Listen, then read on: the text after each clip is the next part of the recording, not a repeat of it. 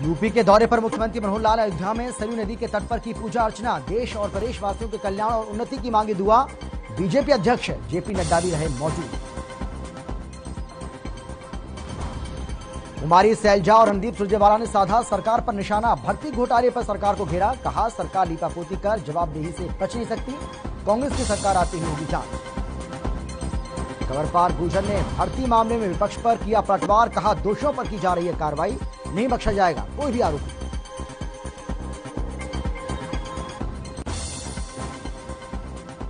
गुरुग्राम में अतिक्रमण हटाने के नाम पर गुंडागर्दी। पुलिस ने की बच्चों और महिलाओं के साथ मारपीट। कैमरे में कैद हुई तस्वीरें। पीड़ितों ने बताया बिना किसी चेतावनी की कार्रवाई।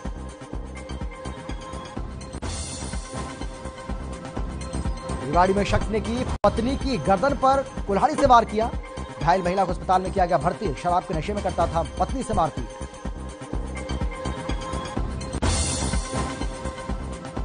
गुरुग्राम नगर निगम में करोड़ों का हुआ घोटाला। मलबा निस्तारण के लिए कंपनी को दिए गए थे 45 करोड़।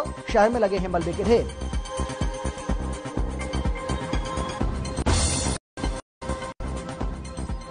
और हिसार में NH 52 पर बने बड़ो पट्टी टोल पर डबल चार्ज वसूलने के आरोप। दोगुना टोल वसूलने पर महिला ने किया हंगामा। किसान आंदोलन की वजह से 1 साल से नहीं लिया जा रहा था टोल।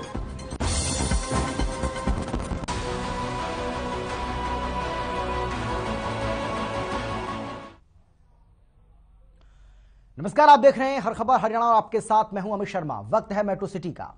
किसानों की ओर से आंदोलन के खत्म होने के बाद अब धीरे धीरे बॉर्डर भी खुलने लगे हैं।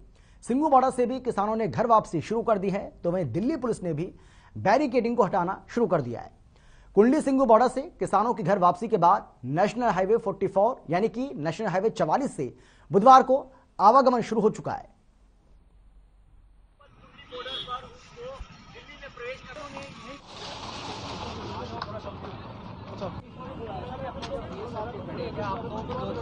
आप ही आ जाओ भैया, मदद कर दो।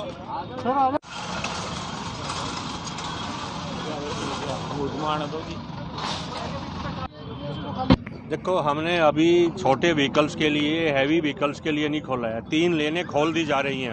अभी हम दिल्ली बॉर्डर पे खड़े हैं और आम पब्लिक से, जनता से, कम्यूटर से, डेली पैसेंजर से हम अपील करना चाहेंगे अपने व्हीकल्स की स्पीड और पेस लो रखें, जिससे ट्रैफिक कोई प्रॉब्लम ना आए, कंजेशन ना हो, जिससे पुलिस एडमिनिस्ट्रेशन को, ट्रैफिक पुलिस को और दिक्कत आए और आम जनता को आगे सुविधा हो। हमारी आम जनता से अपील है कि धीरे धीरे सारी चीज़ स्मूथन हो जाएंगी। यह रिपेयर का काम अभी भी थोड़ा साइड बम्प्स पे चल रहा है, तो स्पीड को स्लो रखें, आराम से निकलें। अभी हमने खोल दिया।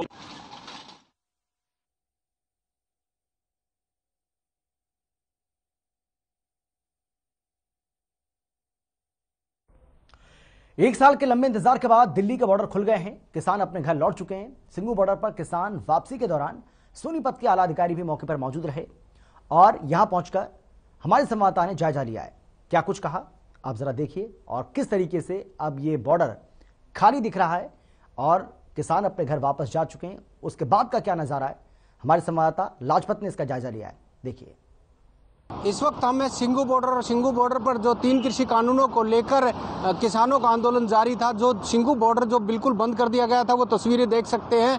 क्योंकि जिला सोनीपत के प्रशासन ने पूर्ण तरीके से गाड़ियों को जो रोका गया था और आवागमन जो बंद था, दिल्ली की तरफ से जो गाड़ियां आती जाती थी उनको बंद किया गया था, लेकिन अब पूर्ण तरीके से खोल दिया है। गाड़ियां देख सकते हैं किस तरीके से दौड़ती हुई, फिर वही जो पटड़ी है, जिस तरीके से पहले जो रोड चलता था वही हालात दोबारा से दिखाई दे रहे हैं। क्योंकि जैसे पहले गाड़ियां दौड़ती थी वही उसी तरीके से गाड़ियां दौड़ती है। ये जो हाईवे है, सबसे बड़ा हाईवे है देश का, जो 44 जिसको लेकर 26 जनवरी की जो घटना हुई थी उसको लेकर मोटी दीवार खींच दी गई थी, बैरिकेड लगा दिए गए थे और पूर्ण तरीके से दिल्ली की जो सीमा है उसको बंद कर दिया गया था। लेकिन आज जो है बड़ी खबर है, बड़े लोगों को राहत मिलेगी और लंबे दौर के बाद जो 1 साल के बाद जो दिल्ली को खोला गया है, क्योंकि दिल्ली की दहलीज पर जो सिंगू बॉर्डर जिस पर किसान आंदोलन जारी था और वो बंद कर दिया गया था, वो पूर्ण तरीके से खोल दिया गया है। अब दिल्ली जाने आने वाले व्यक्तियों के लिए बड़ी राहत है।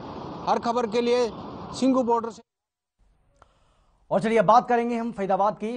फरीदाबाद को सुंदर और साफ बनाने के लिए, साथ ही अतिक्रमण मुक्त बनाने के लिए नगर निगम की ओर से बाजारों में दुकानदारों को 15 दिसंबर तक का समय दिया गया, जिसके चलते नगर निगम की टीम बाजारों को मुआयना कर रही है और लोगों को चेतावनी भी दे रही है। आपको बता दें कि नगर निगम के अनुसार इन दुकानों के सामने लगने वाली रेहड़ियों और स्टॉल्स के मामले में संबंधित दुकानदार के चालान काटे जाएंगे। अगर नहीं मानते हैं तो मोटे चालान भी काटे जाएंगे। इसके साथ ही यह भी कहा गया है कि दुकानदारों को लेकर हम बार बार ये उनसे कह रहे हैं, बार बार अपील कर रहे हैं कि आप अपना सामान दुकान के बाहर ना रखें, और हमारी अपील का अगर कोई असर नहीं होता है तो बलपूर्वक कार्रवाई भी की जा सकती है।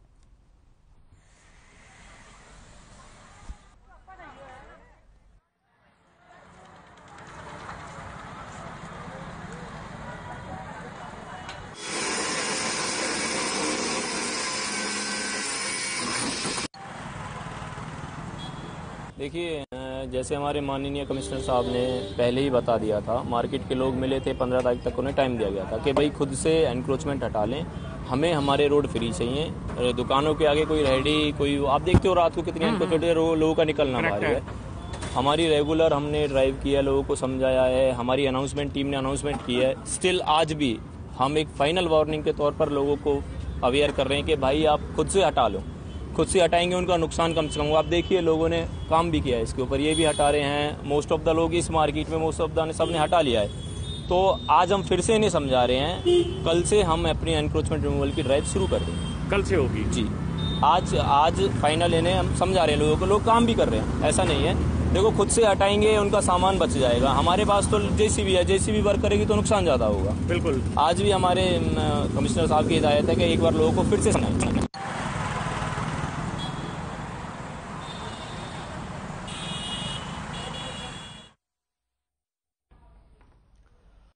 फरीदाबाद के सेक्टर 91 के सूर्यनगर इलाके में दबंगों ने पार्किंग को लेकर युवकों पर हमला कर दिया और उनकी जमकर पिटाई की।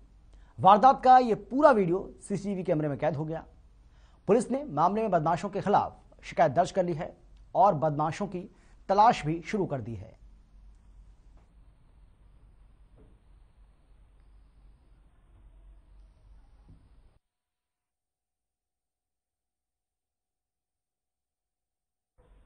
गुरुग्राम से एक खबर आपको बताते हैं, जहां नगर निगम में घोटाले का मामला सामने आया है। आपको बता दें कि गुरुग्राम शहर को निर्माण कार्य से निकलने वाले मलबे से मुक्त करने के लिए गुरुग्राम नगर निगम की ओर से एक कंपनी को ठेका दिया गया था, जिसके तहत बसई में मलबा निस्तारण प्लांट की स्थापना की गई। और इन सब के बावजूद पूरे शहर में जगह जगह मलबे के ढेर देखे जा सकते हैं। नगर निगम के अधिकारियों की दरियादिली देखनी पड़ेगी, क्योंकि मलबा निस्तारण और निपटान करने वाली कंपनी को बिना काम किए ही 45 करोड़ रुपए का भुगतान कर दिया गया। यानी कागजों में शहर मलबा मुक्त हो चुका है, काम भी हो चुका है और उसका भुगतान भी हो चुका है। ऐसे में सवाल यह है कि इन सब के पीछे आखिर है कौन?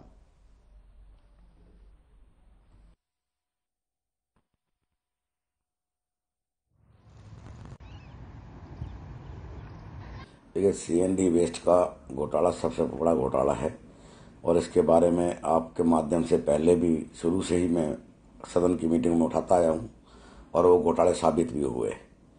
एचसीएस अधिकारी की उसके अंदर ड्यूटी लगाई गई, उसके अंदर उन्होंने साबित कर दिया कि वास्तव में ही कि जो पर ये अपना सीएनडी वेस्ट उठाने वाली जो कंपनी को दिया गया था वो गलत है। उन्होंने सबलेट करा के आगे और पैसा, कॉरपोरेशन का पैसा खाया गया।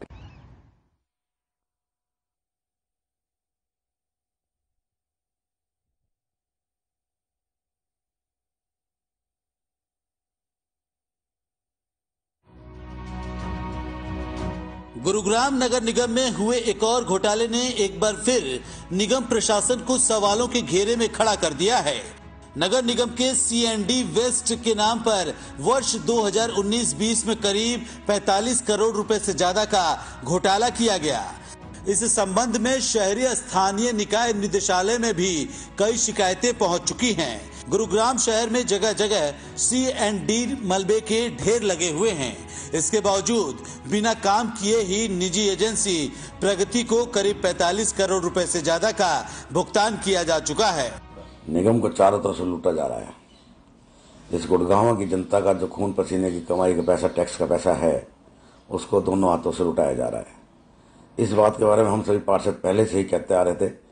हमारा साथी एक चला भी गया हमारे बीच में से, जिन्होंने ये उठाया भी था राठी जी ने कि भी एक न एक दिन तुम्हारा हाल ये हो जाएगा गुड़गांव का जो फरीदाबाद का हाल हो रहा है। गुड़गांव के हाल फरीदाबाद का होने वाला है, इसमें कोई शक नहीं है। जिस तरीके से ये पैसे को, सरकारी पैसे को लुटाने लग गए। नगर निगम आयुक्त मुकेश कुमार आहूजा ने अब इस संबंध में जांच के आदेश देते हुए एक जांच कमेटी गठित की है। यह जांच कमेटी प्रगति एजेंसी को अलॉट किए गए कार्य की सरकार से मंजूरी ली गई थी या नहीं, इसकी जांच करेगी। इसके साथ ही पिछले लगभग 2.5 से 3 साल में किए गए भुगतान और कार्यों की जांच करके 10 दिन में अपनी रिपोर्ट तैयार करेगी। जांच कमेटी में संयुक्त आयुक्त सतीश यादव, मुख्य अभियंता और मुख्य लेखाधिकारी शामिल हैं। पार्षद ने भी सदन की बैठक में CND वेस्ट घोटाले का मुद्दा उठाया। देखिए, CND वेस्ट का घोटाला सबसे बड़ा घोटाला है और इसके बारे में आपके माध्यम से पहले भी शुरू से ही मैं सदन की मीटिंग में उठाता आया हूँ और वो घोटाले साबित भी हुए। HCS अधिकारी की उसके अंदर ड्यूटी लगाई गई, उसके अंदर उन्होंने साबित कर दिया कि वास्तव में ही कि जो पर ये अपना CND वेस्ट करने वाली जो कंपनी को दिया गया था वो गलत है। उन्होंने सबलेट करा के आगे और पैसा, कॉरपोरेशन का पैसा खाया गया। क्या होता है CND वेस्ट? CND वेस्ट इमारतों के निर्माण या उनको तोड़ने के दौरान निकलने वाले मलबे को कहते हैं। शहर में हर कहीं मलबा फेंकने और इससे प्रदूषण फैलने पर सख्ती बरतते हुए नेशनल ग्रीन ट्रिब्यूनल यानी कि NGT ने CND वेस्ट प्लांट लगाने के आदेश दिए थे। बसई में ये प्लांट लगा हुआ है, लेकिन यहाँ पर मलबे का निस्तारण नहीं हो रहा है। शहर में CND वेस्ट को उठाकर सेक्टर 10, 37, 52, 55, 56 सहित कई जगहों पर ढेर लगा दिया गया है। बसई में मलबे का निपटान नहीं होने से 5 एकड़ जमीन पर मलबे का ढेर लगा है। ऐसा ही हाल उल्लासवास में भी है। सेक्टर 10 के नजदीक ऑटो मार्केट के मैदान में खड़ी 7.5 करोड़ की 2 CND वेस्ट मोबाइल यूनिट को जंग लगने लगा है। इन मशीनों को नगर निगम ने 1 वर्ष पहले खरीदा था, लेकिन एक बार भी मशीनों को चालू नहीं किया जा सका है। ऑटो मार्केट की जमीन पर भी मलबे का ढेर लगा हुआ है। गुरुग्राम से प्रवीण शर्मा की रिपोर्ट। साइबर सिटी गुरुग्राम में खाकी की गुंडागर्दी की तस्वीरें सामने आई हैं। दरअसल प्रशासन गुरुग्राम को सुंदर बनाने के लिए अतिक्रमण को हटाने की कार्रवाई कर रहा है और इसी कड़ी में प्रशासन अतिक्रमण हटाने के लिए गुरुग्राम के सोना चौक पहुंचा। लोगों का आरोप यह है कि उन्हें सामान निकालने का मौका नहीं दिया गया और न ही उन्हें किसी तरह की कोई चेतावनी दी गई। उन्हें घर को ढहाना शुरू कर दिया गया, यानी कि उनके घर को ढहाना अचानक से शुरू कर दिया गया। जब लोगों ने इसका विरोध किया तो पुलिस ने महिलाओं और बच्चों की पिटाई शुरू कर दी।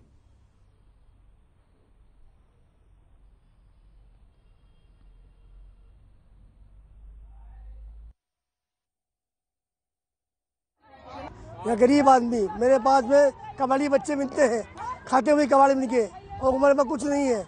झुग्गी रोटी 3 बार, हमारे पास कोई घर मकान नहीं है। हम इसलिए यहाँ पर पड़े थे बच्चों की रोटी के लिए, और कुछ नहीं है। ठंडी और कुछ नहीं हमारे पास। हम गरीब आदमी है, झुग्गी रोटी की बारी है। झुग्गी हमारे पास क्या है बताओ? सोने का बंद क्यों करूँगा मैं?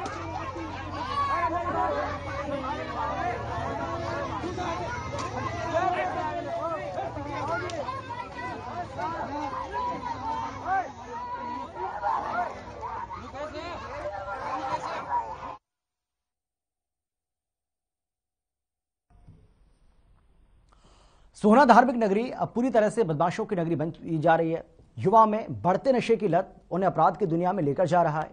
मामला सोहना के देवीलाल स्टेडियम में देखने को मिला है, जहां पर जब एक युवक स्टेडियम में घूमने के लिए गया तो इस दौरान अंधेरे का फायदा उठाते हुए नशे में धुत 4 युवकों ने उसको बुरी तरीके से पीटा और उसके साथ लूटपाट कर मोबाइल लेकर फरार हो गए।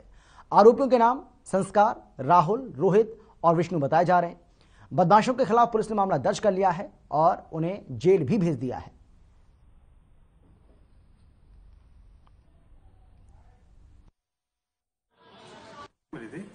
कोई यहाँ स्टेडियम में एक लड़के के साथ जो चावला स्वीट्स की दुकान पर काम करता है, वो उसके साथ मारपीट करके उसका मोबाइल छीन ले गए। तो हमारी पीसीआर मौके पर गई थी, तो फिर पीसीआर ने बताया कि भाई ऐसे ऐसे हुआ है। इन्होंने फिर हमें सुबह दरखास्त दी, जो हमने फिर मुदई को साथ लेकर नाकाबंदी की। जो नाकाबंदी पे मुदई ने इनको पहचान दिया कि भाई ये लड़के थे जो मेरे साथ थे। वारदात करके मोबाइल छीन के ले गए थे, बल्कि ये मोबाइल को गुरुग्राम के सेक्टर 49 में ओयो होटल में चल रहे सेक्स रैकेट के पर्दाफाश करते हुए सीएम फ्लैंक की टीम ने 2 विदेशी महिलाओं को गिरफ्तार किया है और एक होटल मैनेजर को हिरासत में लिया है। इस मामले में सीएम फ्लैंक को शिकायत मिली थी कि गुरुग्राम के सेक्टर 49 में अवैध रूप से कुछ विदेशी युवती रह रही हैं और होटल के अंदर सेक्स रैकेट चलाया जा रहा है। इसी आधार पर यह रेड की गई, जिसके बाद साफ हुआ कि ये विदेशी युवतियां एक सेक्स रैकेट का हिस्सा हैं। पुलिस ने नकली ग्राहक बनकर इस पूरे सेक्स रैकेट का पर्दाफाश किया, इसका भंडाफोड़ किया और इस मामले में फिलहाल पुलिस ने मुकदमा दर्ज कर लिया है। आगे की तफ्तीश भी शुरू कर दी है। साथ ही यह भी पता लगा जा रहा है कि इस रैकेट में और कितने लोग शामिल हो सकते हैं।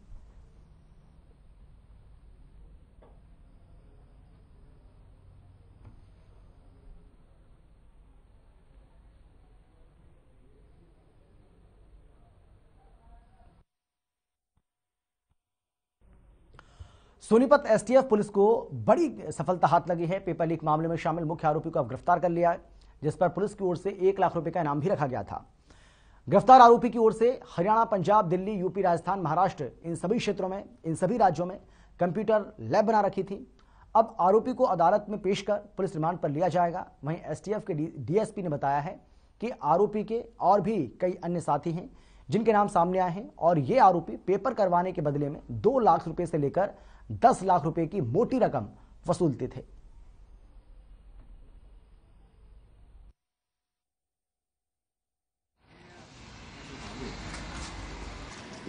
ये जो इनका जो काफी सर्कल है, ये काम कर रहे हैं 2012-13 से, और जब से ऑनलाइन लैब्स में जब ये पेपर होने स्टार्ट हो गए हैं तो तब से इन्होंने क्या कर रखा है, इनके बहुत सारे साथी हैं जो ये काम करते हैं। कोई तो इनके साथी पेपर जो सॉल्व करते हैं, सॉल्वर हैं, कुछ लोग ऐसे हैं कि जो कैंडिडेट ढूंढ के लेके आते हैं। तो मेन जो इनका पेपर करने का तरीका है वो ये है कि ये आके जिस भी कंप्यूटर पे आके बंदे बैठते हैं, उन्हीं कंप्यूटर्स का रिमोट एक्सेस होता है, सेम स्क्रीन बाहर चली जाती है। तो बाहर जो सॉल्वर्स बैठे होते हैं उनके पास वहां पे स्क्रीन खुल जाती है, तो वहां से वो पेपर करते रहते हैं, अंदर कैंडिडेट बैठा होता है।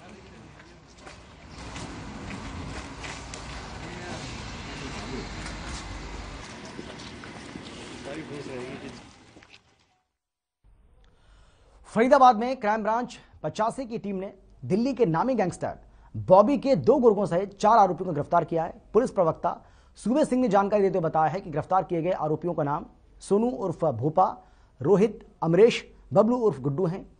आरोपी अमरेश और बबलू बदमाशों को हथियार मुहैया करवाते थे। कुछ समय पहले आरोपी गैंगस्टर बॉबी ने दिल्ली के अनुज नाम के शख्स की हत्या की थी, जिसमें आरोपी बॉबी दिल्ली के तिहाड़ जेल में बंद है। आरोपियों के कब्जे से 315 बोर के 2 देसी कट्टे और 3 जिंदा कारतूस बरामद किए गए हैं।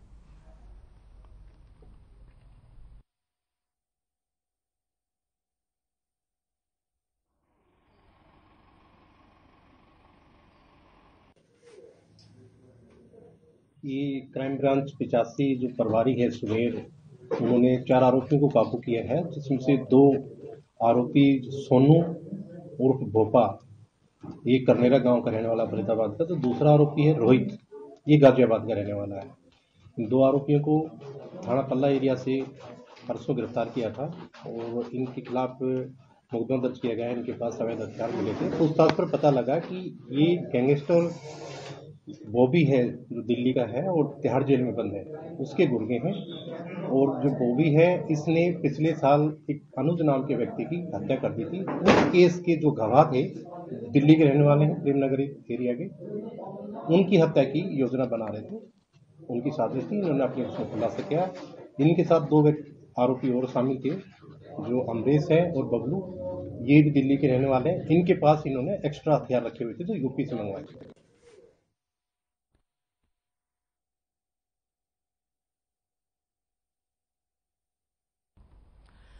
गुरुग्राम पुलिस ने गुरुवार से बिना हाई सिक्योरिटी नंबर प्लेट वाले वाहनों को लेकर एक विशेष अभियान चलाने का प्लान किया है, जिसको लेकर बाकायदा पुलिस की ओर से तैयारी भी की गई है। हाई सिक्योरिटी नंबर प्लेट ना होने के चलते वाहन पर अगर कुछ और भी लिखा होगा तब भी चालान होगा और यह नियम आपके निजी और कमर्शियल दोनों तरह के वाहनों पर लागू होगा। आपको बता दें कि गुरुग्राम में पंजीकृत हुए वाहनों के हिसाब से करीब 1 लाख वाहन पुराने हैं, जिन पर अधिकांश पर नई नंबर प्लेट नहीं है वहीं लोग पुलिस की इस चालानी जो कार्रवाई है उससे बचने के लिए हाई सिक्योरिटी नंबर प्लेट के लिए ऑनलाइन बुकिंग भी अब शुरू कर चुके हैं।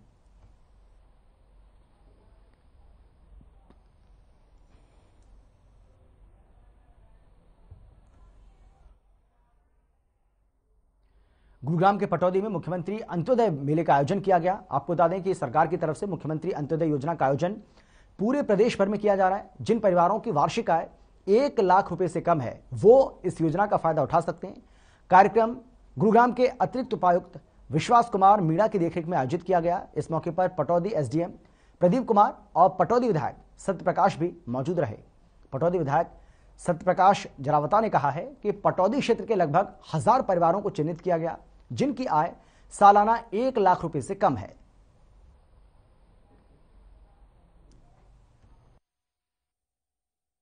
उनके चेहरे की खुशी को देखकर हमारे प्रदेश के यशस्वी मुख्यमंत्री माननीय मनोहर लाल जी की एक सोच है कि समाज के प्रत्येक व्यक्ति को समान अवसर मिले। समाज के अंतिम पायदान में जो व्यक्ति है जिसकी आमदनी सालाना 1 लाख रुपए से कम है उसकी आमदनी कैसे बढ़ाई जाए, इस पर काम किया जाए।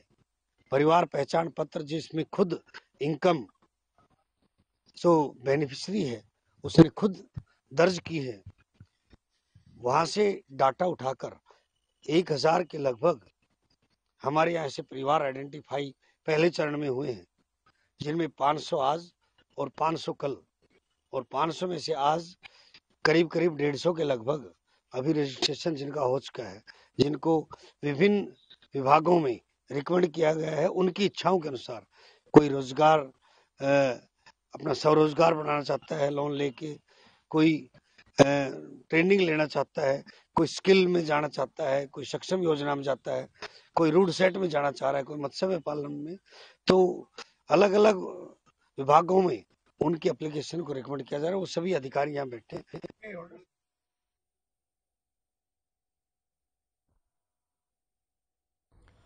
और अब खबर फरीदाबाद से है, जहां महर्षि दयानंद यूनिवर्सिटी की ओर से जोन यूथ फेस्टिवल का आयोजन किया जा रहा है। 14 से 16 दिसंबर तक चलने वाले इस फेस्टिवल का आयोजन सेक्टर 16A के तहत नेहरू कॉलेज में किया जा रहा है।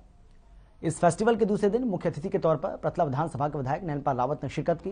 उन्होंने कहा कि इस कॉलेज में एक बड़ा ऑडिटोरियम बनाया जाना चाहिए। उन्होंने कहा कि बच्चों की प्रतिभाओं को दिखाने और बाहर निकालने के लिए ये एक उचित मंच है। साथ ही साथ ये भी कहा कि इस यूथ फेस्टिवल का आयोजन बहुत ही सुंदर और व्यवस्थित तरीके से किया गया।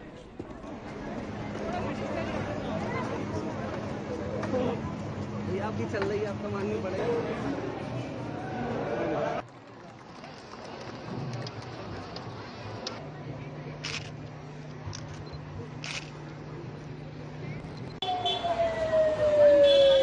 सरकारी कॉलेज नहीं, ये राजकीय नेहरू कॉलेज जो फरीदाबाद में एकमात्र कॉलेज है और मैं समझता हूँ कि ये फरीदाबाद की शान है। आज इसमें youth festival, zonal youth festival जो हर वर्ष मनाया जाता है, आज की जो हमारा इस आयोजक हैं वो हमारा नेहरू कॉलेज है और इसमें 31 टीमों ने भाग लिया है। 41 इसमें इवेंट हैं, 4 डिस्ट्रिक्टों के युवा इसमें कॉलेजेस से आए हैं और एक बहुत अच्छा प्रोग्राम ये यूथ फेस्टिवल के समय होता है। तो आज मुझे यहाँ पर आज मुख्य अतिथि आने का मौका मिला और मैं आज इसके बीच में हूँ। बहुत आनंद मैंने कॉलेज में आकर के लिया है।